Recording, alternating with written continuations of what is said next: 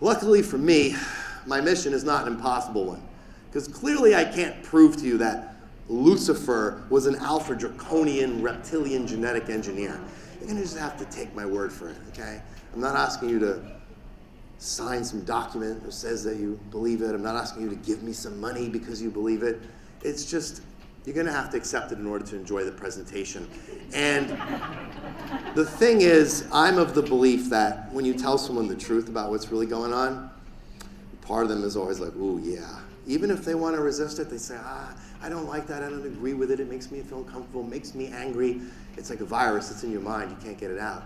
And one day, you're going to be like, oh, you're going to have a different framework where someone will say something, you'll see something, you'll be like, that sounds exactly what Damien was talking about. Maybe I should think some more about it. And this is how it goes.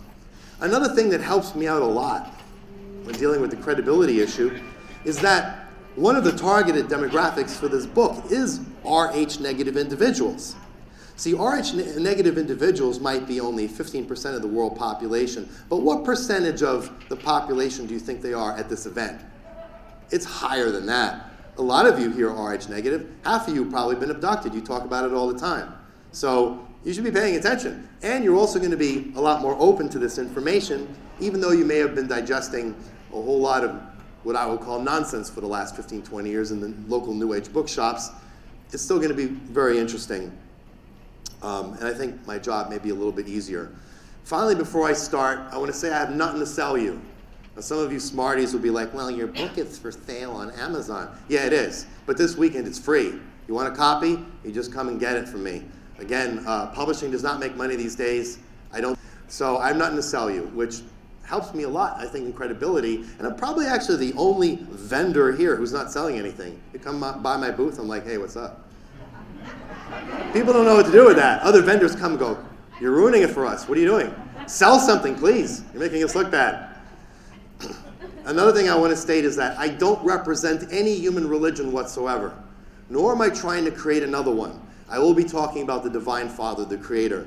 I will be talking about goddesses. I will be talking about a lot of elements which you will see in religions on this planet, but I have no interest in any human religions.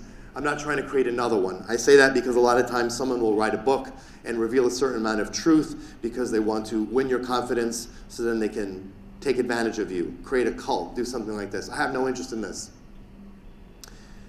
When it comes to religion, people can believe whatever they want. I do not care. However, we should remember that religion is an artificial impediment to direct communication with your Creator, the Divine Father. If you were to pray to your Creator and talk to Him, nothing's going to stop you from doing that. It's not like, oh, sorry, you're not part of religion, you can't pray to me. It's ridiculous.